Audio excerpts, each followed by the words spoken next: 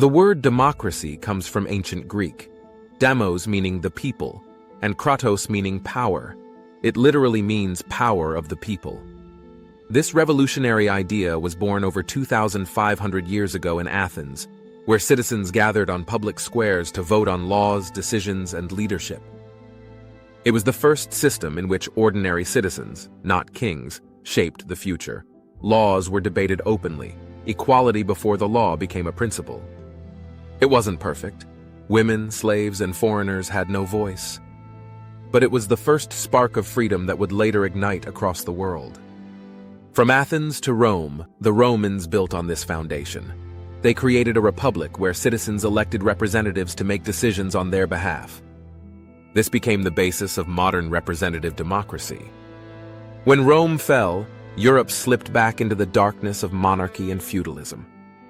But even in those centuries of kings and empires, the idea of freedom survived.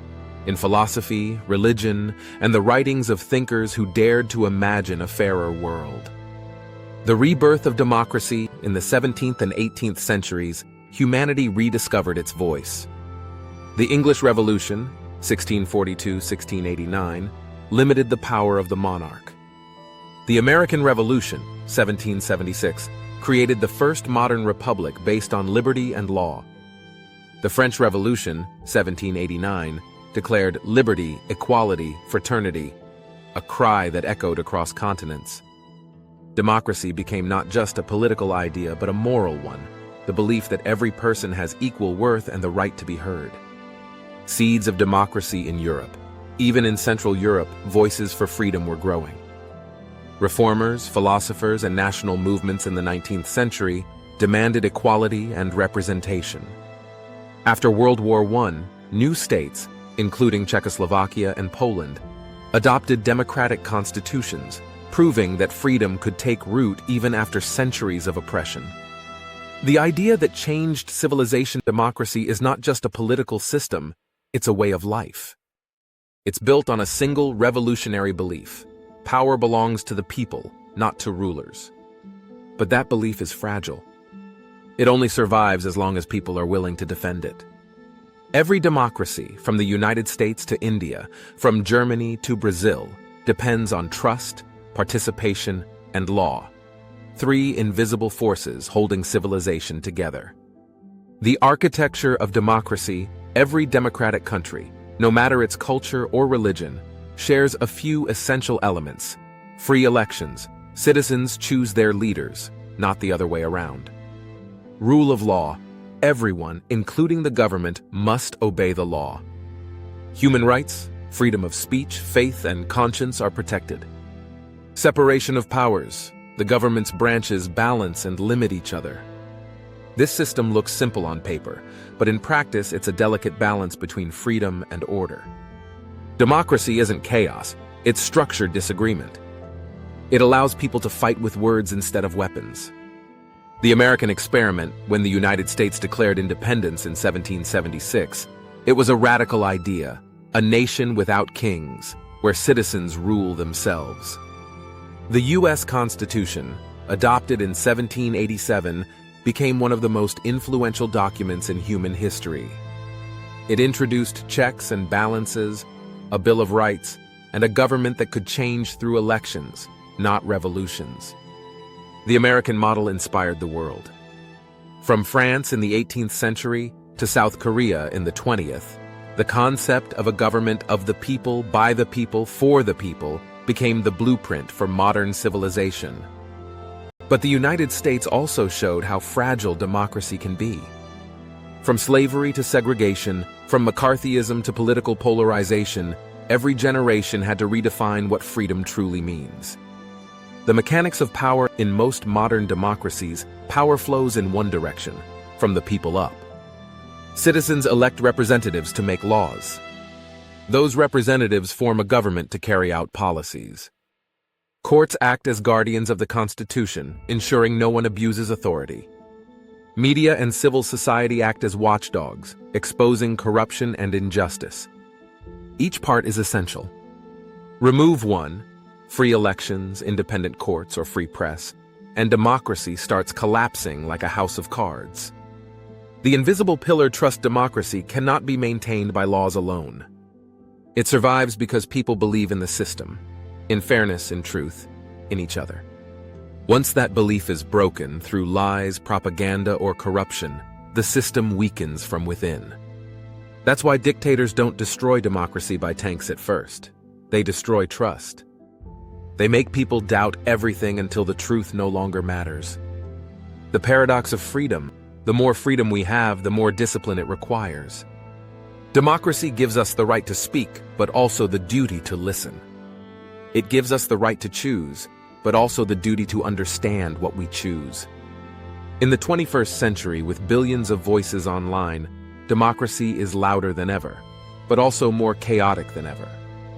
Freedom of speech has become a battlefield of facts, lies, and emotions. The question is no longer, can we speak freely, but can we tell what's true?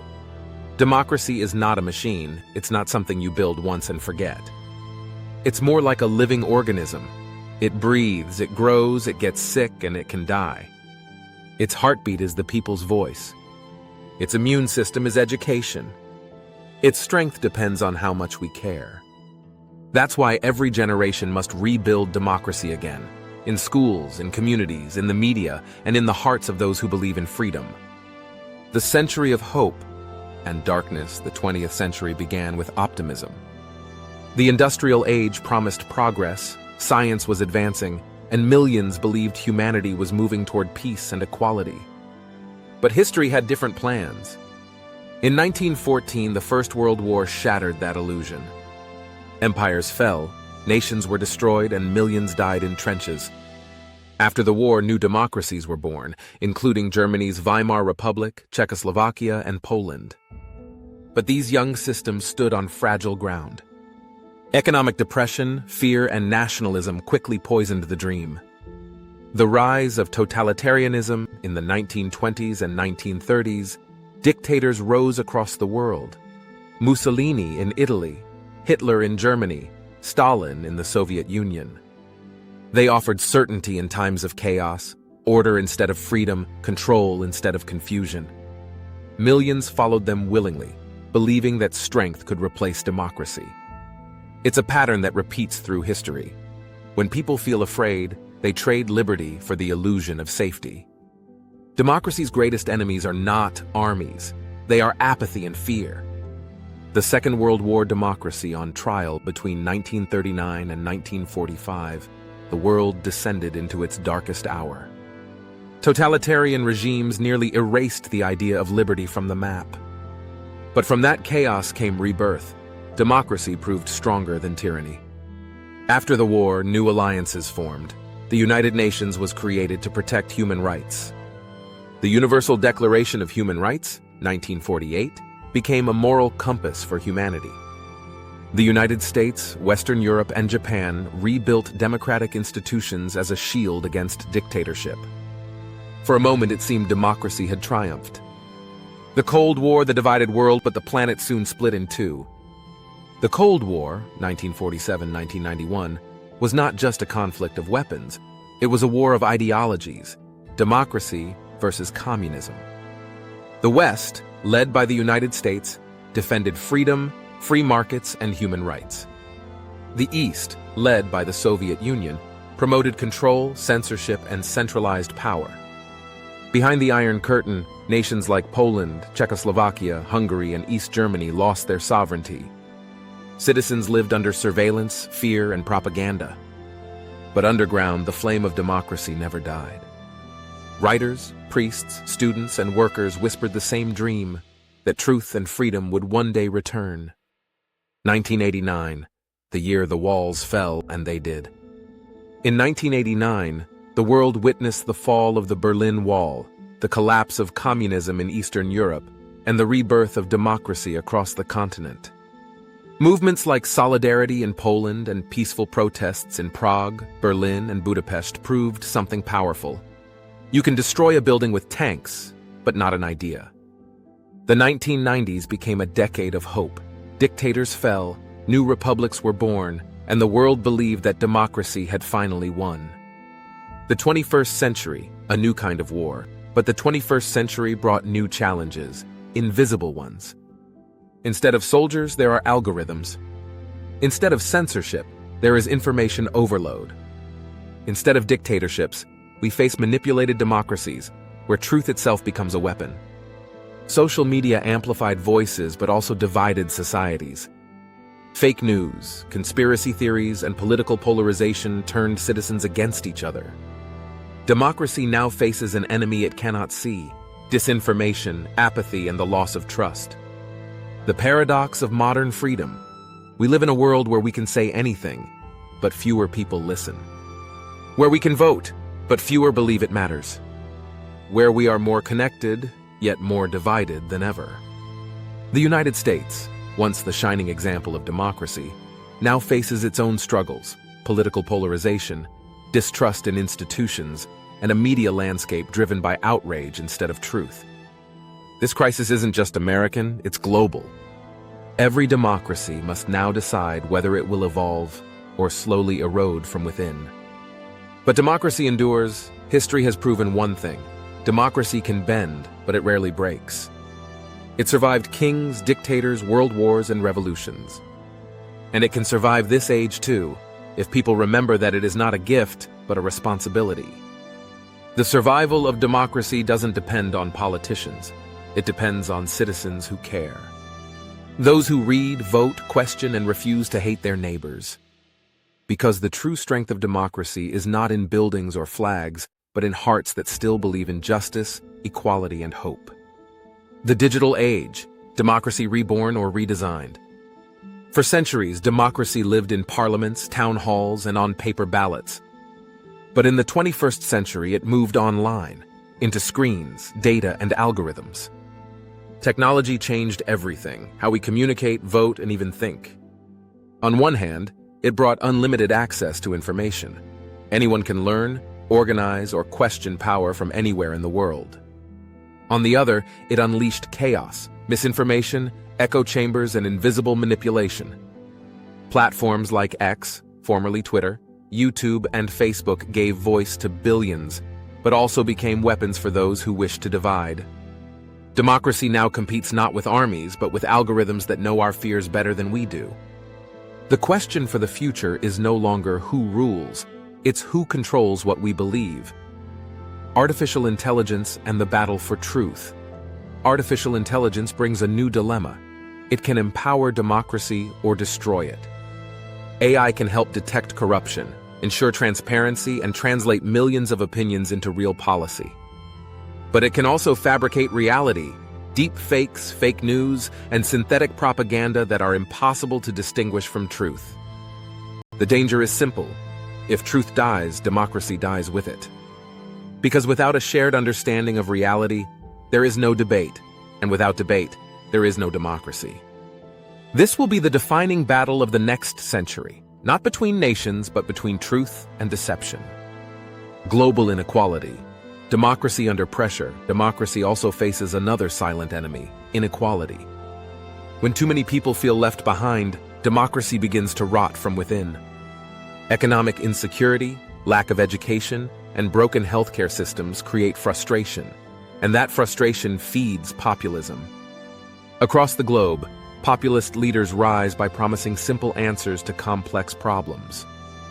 Blame the elites, blame the immigrants, blame the others. It's an old formula: fear unites faster than reason. But history shows that democracies fail not when the poor rise, but when the rich stop caring. When those who have power, money, and knowledge turn away from responsibility, freedom becomes hollow. The United States and the mirror of democracy. The United States remains the symbol of democracy, admired, criticized, imitated. It's the place where the idea of government of the people, by the people, for the people was born. But even that symbol now struggles. Political division runs deep. Media echo chambers turn neighbors into enemies. And the trust that once united Americans, the belief that the system works, is fading. Yet the story isn't over. Because America has one thing that keeps it alive: reinvention. From the Civil War to civil rights, from Vietnam protests to modern movements for equality, the U.S. has shown that democracy can collapse, heal, and rise again.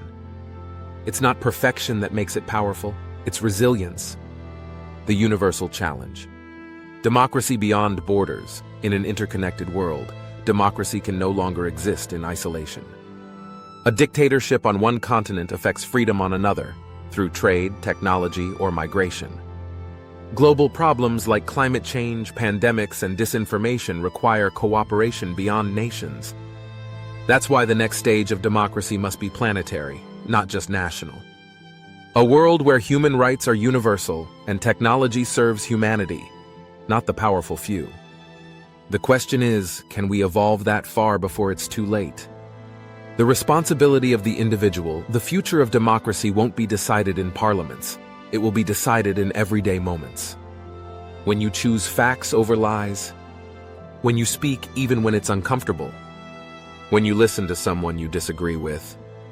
Democracy doesn't need heroes, it needs participants. It survives not through revolutions but through millions of small acts of awareness. Voting is one. Thinking critically is another. Treating others with dignity. That's democracy in its purest form. Democracy is not eternal. It must be rebuilt every generation. It is slow, messy, imperfect, and often frustrating. But it is still the greatest invention of civilization because it gives us something no tyranny ever could. The right to hope, to question, to dream, and to change the world peacefully. In the end, democracy is not a system of government. It's a reflection of who we are, flawed, diverse, yet capable of greatness.